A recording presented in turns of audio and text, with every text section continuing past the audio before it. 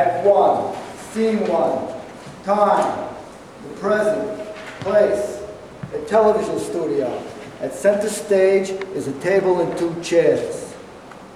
Ladies and gentlemen, and sports fans from around the world, welcome to the Sports International Network's Saturday night edition of Sports Tonight Live, hosted by Merle Davenport and Lucy Lippoletti. And now, here are your hosts, Merle Davenport and Lucy Lippoletti. Hello everybody and welcome to another Saturday night edition of Sports Tonight. So Lucy, how are things? Just fine, Merle. There's lots to report. Our top story. In Major League Baseball, there's a rumor circulating that the commissioner's office may lift the ban on performance-enhancing drugs. Wow, now that's a huge story. According to a well-informed source inside the commissioner's office, the use of performance-enhancing drugs is now so widespread that there seems to be nothing anyone can do to stop it. So the commissioner is seriously considering rescinding the ban on the use of drugs and letting the players decide for themselves whether they want to play while doped up. I'll tell you, Lucy, times are a-changing. Just a few short years ago, even the hint of drug use would have been enough to incite the wrath of the commissioner and impose major fines and even suspensions. But in this more permissive time where anything goes, I guess baseball has decided to stop bucking the trend and go with the flow. That's right, Merle. If it's fine with the fans, then who is the commissioner to argue? Anyway, we'll keep you informed as the story further develops. Now, we have another story that's an exclusive to the Sports International Network and that you will find amazing. In the upstate town of Dalyville, there is a high school senior who has been averaging 48 points a game for the past 2 years. What's amazing about this story is that the senior goes to a yeshiva, which is a Jewish parochial school, and is an Orthodox Jew. We sent one of our reporters to the school, the Talmudic Institute of America, who confirmed that the young man, whose name is Israel Leventhaler, has been scoring points at a pace that would easily make him by far the leading high school scorer in the nation. Why haven't we heard about him before? Because frankly, nobody at this network even knew that this kid even existed, until last night when our reporter paid him a visit. And here's that reporter now, our one and only, the unstoppable and rascal, Ricky Reporter. So Ricky, tell us some more about this high school phenom. What you said about this kid is absolutely correct. He is incredible and you have to see it to believe it. How did you first find out about this young man? I got a call from a guy who lives in the area. He told me about this kid, a basketball star named Israel Leventhaler, who I had never heard of before. Okay, so then what happened? The guy was adamant that I come up to the school and see the kid play for myself. And at first I thought it was a prank. He was about to give him the old Evo, but the guy would not take no for an answer. Okay, so what did you do next? Well, I called the school and I verified that they had a student by the name of Israel Leventhaler and that he was a member of the school's basketball team. Then they gave me the name and telephone number of the coach, Yessel Luchinsky. Coach Luchinsky told me that Israel was their best player and invited me to see him play at their next game, which was played last night. So yesterday, my cameraman and I made the 4-hour drive to the school and see the kid play. I have the tape of my interview with Israel and his coach, which Talmud won by 105 to 42. Israel was fantastic. He scored 63 points, including 7 three-pointers, 5 dunks, 12 rebounds, 11 assists, and 7 steals. Wow, those stats are phenomenal. Roll the tape. The lights go out. End of scene 1. Scene 2. Time, the previous night. Place, the inside of a locker room. Players are entering, laughing, slapping each other on the back and shoulders, full of camaraderie, followed by the coach, Yessel Luchinsky, a stocky, middle-aged man with a full beard. They are all wearing yarmulkes. Tonight, all of you played great, and even better, the game was covered by a reporter, Ricky Reporter, from the Sports International Network. Ricky will join us in the locker room in a moment. Oh, there she is now. Israel, tell me what it feels like to be the star of the team. Oh, it's really nothing. I'm just one of the players. Just one of the players? He just scored 63 points. You're more like the entire team. Look, I just do what the coach asked me to do. That's all. It's no big deal. No big deal. Talk about being humble. Coach, tell me, is Israel just one of the players? Israel is a marvelous player, a uniquely gifted athlete. But more than that, he's a wonderful young man. In what way? Besides being an incredible athlete, he's a brilliant student. He's going to be graduating in June as the class valedictorian. And then he'll be attending Rabbinical College in Israel to study Torah. So not only is he a gem on the court, but he's also a gem in the class. What a combination. And how do you manage that? He say my prayers. And with the help of the Lord, and thanks to my parents, good things happen. Basketball is important, but my studies are important too. So how many points have you been averaging this year? Oh, I don't know. Israel's been averaging 58 points a game for the past 2 years, ever since he joined the team. Before Israel joined, we hadn't won a game in 8 years. And now, nobody can come close to us in this league. And what league would that be? The United Hebrew High School Athletic Association. Tell me more about this association. Well, the association consists of 12 schools, including ours, of course. We want to play teams outside of the association, but they refuse our offers, claiming that our level is too inferior for us to be taken seriously. They think that yeshiva kids can't play competitively. So you think that's unfair? Of course it's unfair, and it's untrue too. And 3 weeks ago, we finally proved it when Potterville High School, the state champion, took us up on our offer and agreed to play us in an unofficial game. We beat them 97-71. After the game, Herb Connolly, that's Potterville's coach, had to admit that he was wrong about yeshiva kids not being able to play. Israel, of course, was our star player.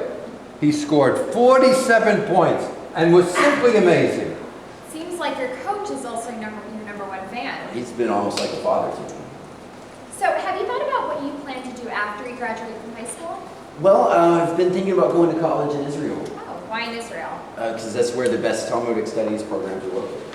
What about basketball? I like playing basketball, it's something I'm really good at, but I want to become a rabbi and serve my people in that capacity. Well, that sounds fine, Israel, but I have a feeling after we broadcast the video that we took of you tonight, you might be getting a lot of attention from the pros. So, would you consider turning pro? Play pro basketball? I don't think so. I don't get me wrong, it sounds great, it's every kid's dream, but I'm a religious Jew. I've been going to yeshiva since I was practically a baby, and the study of the Talmud is something that I truly love, because I don't know what I would do without it. It's the purpose of my life, and something that I live and breathe every moment, and I'm alive and besides, if I turn away from it, it would devastate my parents. Well, even if a pro team offered you millions of dollars to sign, Please stop pestering him with such foolish questions. Israel is a very special young man. He's been with us all his life, and although he's been blessed with superb athletic skills, he also has a marvelous intellect.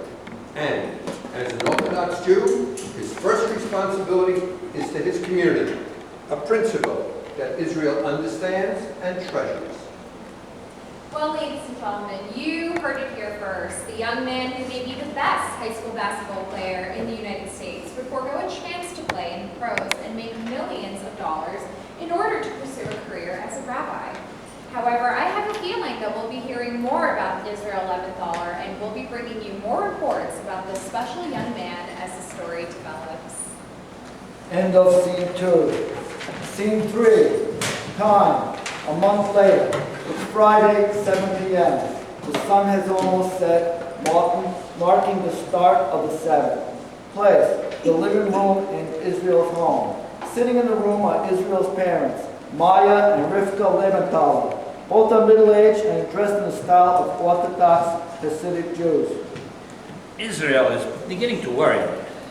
I feel the same too. Ever since they showed that news report of him, it's been a mess. Every day phone calls and more phone calls from all kinds of people who are trying to take our son away from us. That worries me. Maybe you should have never let him play basketball at school. How was I supposed to know that letting him play basketball would cause such trouble? I'm going to have to talk to him. Israel enters. He is dressed in Orthodox Hasidic Jewish attire and is carrying a valise. Hello, Mom. Hi, Dad. Israel places the valise on the floor and kisses Rivka, then Maya on the forehead and takes a seat. Where were you? We were beginning to worry. Oh, Mom, I'm sorry for having made you worry. The train was late again. I should have called. Really, Bob, it's the truth. Of course it is, my son. And we know that you would never deliberately miss saying Sabbath bread. I love saying the prayers. When you say them, it's like the finest music. Thank you, Mom. You know I'll do anything to make you happy. You are a blessing to us, my son. However, something has been troubling us. Well, can't it wait till after we say the prayers? I wish it could, but it's been waiting since Monday to talk to you about it. It can't wait any longer. I'm sorry, Dad. I really don't know what you're talking about. My son, we know that you've been getting a lot of phone calls, all kinds of fishy people wanting to recruit you to play basketball. And we want to know your plans. Anything you want me to do, I'll do. My son, we want you to go to Israel, study to be a rabbi, but that has to be entirely your decision, my son. But Dad, I already... Israel, my child, we are here to guide you and help you make the best possible decision. But I already said I want to go to Israel to study. We know that, but you have not said that to the people that are calling you. I know that, Dad, but I thought the calls would stop after a while. Well, they and haven't stopped, and we don't know what to do. Do you really want to go to Israel to study? Yes, I do, with all my heart. Then why don't you just tell them that? I don't know. I don't know what to think. Listen, we know that playing basketball could make you a lot of money, but we did not bring you up to value money, but rather to value knowledge and to study the Talmud and be of service to your congregation and to your community. Who are your people? You have a brilliant mind, and that should not be wasted, not for any amount of money. We did not bring you up to show yourself off on a basketball court. You go to play, and before you know it, you'll forget your studies, forget that you are a Jew, and get into trouble, be ruined. We don't want this to happen to you. Has anyone at your school or in town been telling you things that we should know about? No, Dad. Then it's settled. You're going to Israel to study. You've heard your father. Yes, Mom, I heard him. Now, it is time to prepare for Sabbath Thursday. Yes, it's about time. End of scene 3. Scene 4. Time. A few days later. Place. A dormitory room. The room has a single bed, 2 chairs, a lamp, and a desk. Israel is sitting at the desk doing schoolwork at his computer. There's a knock on the door. Israel gets up from the desk and opens the door, and a young, attractive woman enters. She is dressed modestly, as is to be expected for a young Hasidic woman. Her name is Samantha Rosenstein. Samantha, what a surprise. Well, aren't you going to invite me in? Well, it's against the rules for guys to have girls in their rooms. So how did you get up here anyway? Well, I'll tell you if you let me in. All right, just for a little while. I'm waiting all week to do that. Been waiting too. So, how did you manage to evade security? It was easy. You know me already. They know you. Don't get it. Oh, you will. You will. Now, did you tell your parents about our plans? I tried, but I couldn't. They want me to go to Israel, and I don't know if I can go against their wishes. But what about us? What about what you said to me, that you would do anything to make me happy? Well, Sam, I meant it, really. You weren't lying to me, were you? No, I wasn't lying. So then we're good, right? Yeah, of course. Have you told your parents about us? No, not yet. Because you're not sure whether we have a future. No, that's not it. Then what is it? I don't think it's the right time to tell them. I mean, first you gotta let me know what your plans are. I told my parents I want to study in Israel. But what about us? You can go to Israel with me. No, that's not exactly what I had in mind. Listen, Israel, I really, really care about you. You're gentle, you're kind, you're compassionate. An opportunity is knocking, not just for you, but for us. If you sign with one of those pro teams, I'll go with you anywhere you want. My father is a rabbi, and he is a brilliant scholar, but I do not want to live the rest of my life with another rabbi. I never knew you felt that way. Now you know. You know I care about you. Just don't leave me on. Sam, please don't cry. Please don't cry. End of scene 4. Scene 5. A few days later. Place. The gymnasium at the Talmudic Institute. The basketball team is practicing. Coach Luchinsky is barking out commands. Box out. Don't foul him. Block him. That's right. Good. Now let's do the pick and roll. The players are running a play. A middle-aged, shabbily attired woman enters. She is pulling a large beat-up shopping cart inside of which is a large plastic shopping bag crammed with various sundry articles. Her name is Leona Nicole. Excuse me, sir. Where may I find a boy named Israel? Oh, I'm sorry. Who were you looking for? A boy named Israel. He's my son. What? Everybody, take a 10-minute break. You're Israel's mother? Yes, I am, sir. What's your name? Leona McCall. Does Israel know that you've been visiting? No, sir. I saw him on the news, and so I thought I'd come up to visit him. Israel, come over here now. This lady says that her name is Leona McCauley and she's your mother? What? No, that can't be right. My mother died when I was born.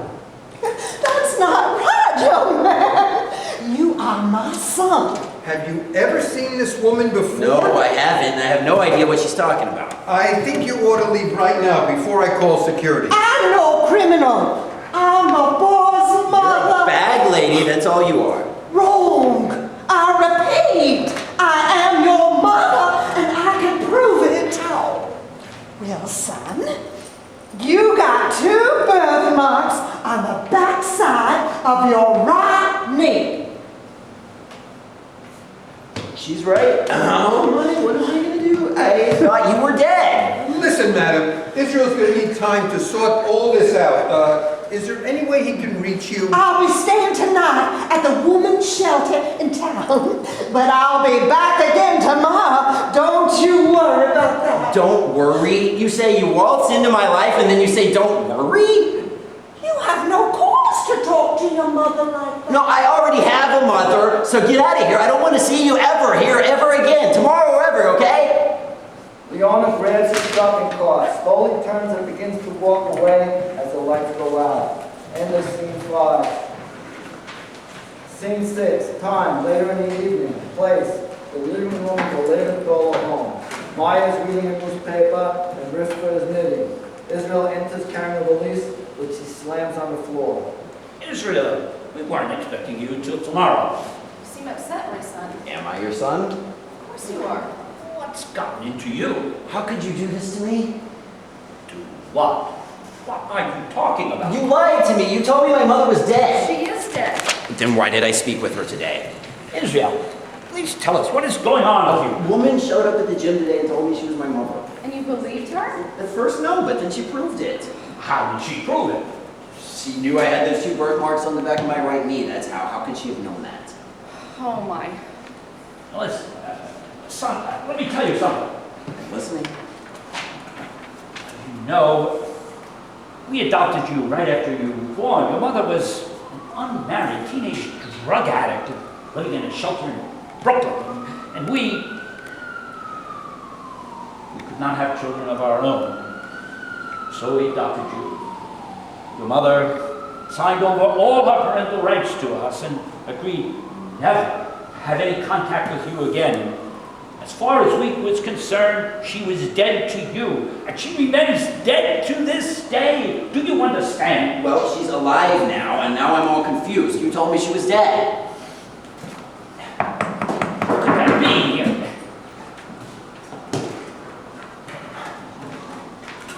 Thank goodness I found you. As soon as I heard about what happened at the gym, I tried finding you, but I was told you had gone home. I just wanted to make sure you were all right. Who is this young lady? A friend of mine, Papa. Well, have her come in. Come in. I want to introduce you to my parents. This is my father, and this is my mother. Please, take a seat. Israel, you sit down too. So, who are you? Well, I'm here because I care about Israel. Is this young lady someone special to you? Yes, she is. So you've been keeping her a secret from us, too. So, young lady, what's your name? Samantha Rosenstein, and I'm a senior at the Talmudic Girls Academy, and I live with my parents just a few miles outside of Baileyville. Young lady, do your parents know that you're here? No, they do not. Then I suggest you leave right now. Go home. Well, I won't go until I know that Israel's We okay. can deal with the situation without your help. Everything's fine. That's not what I heard. I heard you were really upset. What do you want from Israel? I want him to be happy because I care about him a lot. Is that because his name has been in the news? No, that's not it at all. Maybe you want something from our son. I love Israel and I want him to be happy. And if he is happy, then I'll be happy too. What's wrong with that? Young lady, for a religious Jewish girl, you have a lot of nerve. Are you the one who's been filling Israel's head with all kind of nonsense about playing girl basketball? No, please leave her out of this. How can we? She barged her way in, and I don't like that, and I don't like her. So get out of here. Don't ever show up here, can you hear me? I know all about nasty girls like you. I don't care if you're religious or not. A tramp is a tramp. You give Jews a bad name. I feel so sorry for your parents. I will pray for them, but for you, I only have contempt. A good Jewish girl should be at home doing her homework, not running after some boy, even if he's my son. You're trying to turn him against us, and I won't have it, you hear? I will slap you on the face if you ever show up here again, so get out! I won't let you hurt my son! Mom! You heard your mother. We raised you from a newborn. We gave you everything. We loved you, protected you, nourished you, and now you come back and accuse us of being deceitful. All the while seeing this troublemaker behind our back who desecrates our home by her very presence. So, young lady, I think it is your time to leave. I didn't mean to do anything bad. I only care about Israel, that's all. Please believe Look me. what you've done. She can cry all she wants. In fact, she can cry all the way back to her home. How can you be so cruel? We're being cruel? I think you better think on that again, young man. And as for your girlfriend here, I don't know why she's still here. Well, if she leaves, I'm going with her. Fine. You do that. Ingrate. We should never have adopted you. Well, now I'm finally seeing your true colors. And we're finally seeing your true color too. The color of stupid. Now, please leave before you give your father and me a heart attack. End of scene 6. Scene 7. Time, a few days later. Place, the SIM studio. Merle and Lucy are seated at the table. We have just received word that Israel Levenfeller, the most touted high school basketball player in the nation today, is currently staying in a homeless shelter. That's incredible, Merle. And for more on this developing story, here's our star reporter, Ricky Reporter. The lights go out and then go on, revealing a dingy lobby of a rundown hotel. Ricky Reporter is standing in the center, holding a microphone and speaking into a video camera. To her right is a man, Irving Rappaport. I'm Ricky Reporter, coming to you from the Fair Harbor Homeless Shelter located a few miles away from the Talmudic Institute, where America's #1 basketball player, Israel Leventhaler, attends school. We have just learned that Israel was admitted to the shelter several days ago, reportedly after being thrown out of his home. He is now staying with a woman who claims to be his mother. With us is the manager of the shelter, Irving Rappaport. Mr. Rappaport, can you confirm that Israel Leventhaler is currently staying at the shelter? Well, due to confidentiality regulations, I cannot discuss who is residing at this facility. Well, but you can confirm that a well-known celebrity is currently residing here, right? All I can say is that we provide shelter for a large clientele who arrive at our doorstep for a variety of reasons, including domestic discord. And how far away is your shelter from the Talmudic Institute? I'd say about 5 miles. And do you provide shelters for families? Yes, we do. One more question. Is it possible that a certain now famous high school sports celebrity is now staying here? I won't confirm or deny it. It's the best I can do. Thank you, Mr. Rappaport.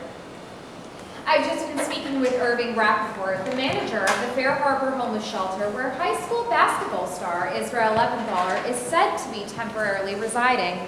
More on the story as the situation develops. End of scene 7. Scene 8. Time, 1 hour later. Place, a room in the shelter. The room is furnished with a worn sofa, a large bed on a metal frame, and a large television screen and 2 wooden chairs. Leona and Israel are sitting on a chair. A large duffel bag containing Israel's clothing is leaning against one of the walls. Israel is still wearing his Hasidic clothing. So you got yourself thrown out of your home. And now here you are staying with me. Thank you for taking me in. Don't thank me, thank Mr. Rappaport. It's his place. You know what I meant. I don't know what you mean. You have to speak plainly, otherwise it causes misunderstandings. Didn't they teach you that in school? They teach us a lot of stuff there. I bet they do. And a lot of good it's done you. Look at you now. A good-looking, red-blooded, all-American boy looking and sounding like a Jewish bookworm.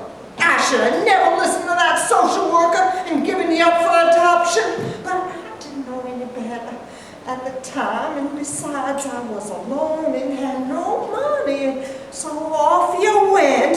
And not before I named you Johnson, Jefferson, Davis, McCauley.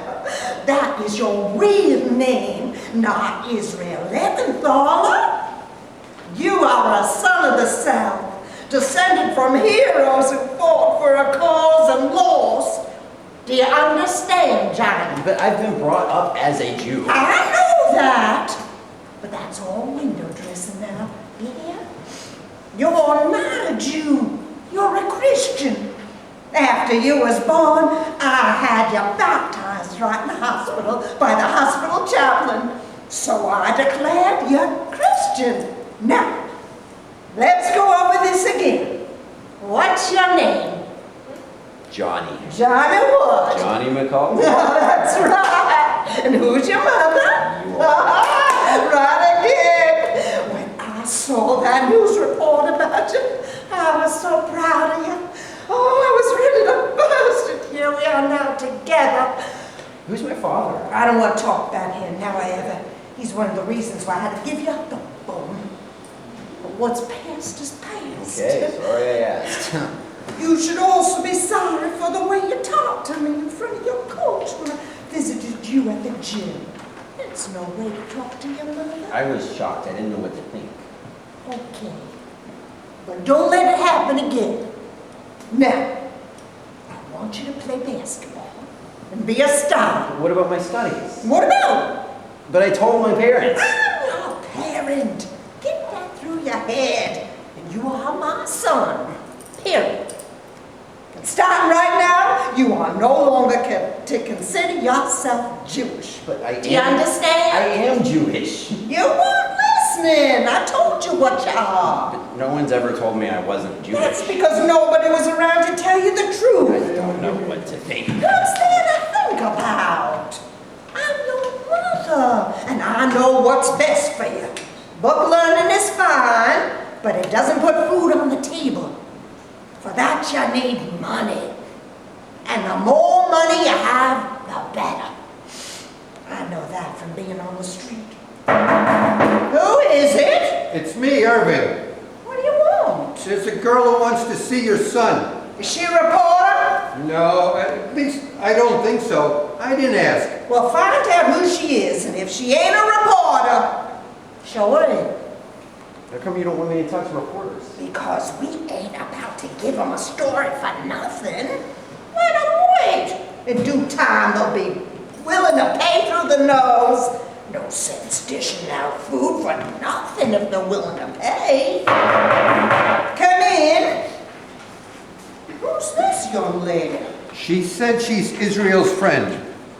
You know this girl? Yes, I do. She's a friend. Oh, your friend. What's your business here, young lady? I heard that Israel was staying here, and I was worried sick, wondering if he was all right. Of course he's all right. I'm his mother, and nobody's gonna hurt my boy. Now, what's your name? My name is Samantha. I'm gonna leave right now. I gotta get back to the front desk. Okay, Irvin, and thanks. Now, what do you want with my boy? Nothing. I just wanted to know if he was all right. You expect me to believe that? Please, she's just a friend, just a friend. A pretty young thing like her has to be more than just a friend. Where do you live? few miles outside of Dalyville. I'm a senior at the Yeshiva School for Girls. Well, now, a pretty Jewish young lady cares for my boy. How convenient. Did you have anything to do with him being thrown out of his home? Samantha had nothing to do with that. What is her? Not yet. When young men are in trouble, a young lady is usually the cause. So I want to get to the bottom of this now. I care about Israel, and I wouldn't want to do anything that would hurt him. I just can't help how I feel. You gals today are all alike. A bunch of spoiled brats who think they can get by on their looks as if that's something that really matters. Well, it doesn't matter. I was young once and pretty too, just like you, except, of course, I was poor. Look at me now, homeless, staying in a shelter, and stuck with a boy who thinks he's a Jew. You have to look out for conniving females. They come in all shapes and colors, and they're all alike. Sweet on the outside and devils on the inside. So what did she put you up to do? We talked about my signing with the program. I knew it! There's the angle! I should throw you out right now. Just run you out of the building, but I won't, because, well, you kind of remind me of me when I was your age, except I was running with a different kind of crowd, a street crowd. I can tell my boy, I can tell that my boy, by the way, his name is Johnny, not Israel, has feelings for you. And I don't want to tamper with that. Feelings are a powerful thing. But if I so much suspect that you're trying to get the one up on me, well, young lady, out you go. You get it? Yes, ma'am. Yes, ma'am. Oh, don't ma'am me. Oh, I'm not your mother. My name's Leona, and I'm just a humble homeless lady who's trying to look out for her boy. Oh, now stop making such a fuss, all you young gals. Nowadays get so dark monstrative. They teach you that in school? No, they don't. I want to be free. Don't we all? But the sentiment is appreciated. Now, what I want you to do is to go home and be a good girl. Don't you worry about my boy, okay? Well, I'll leave if that's what Johnny wants. Well, it might be best for now until I get things sorted out. I love you. Young love, ain't it wonderful? End of scene 8, end of Act 1.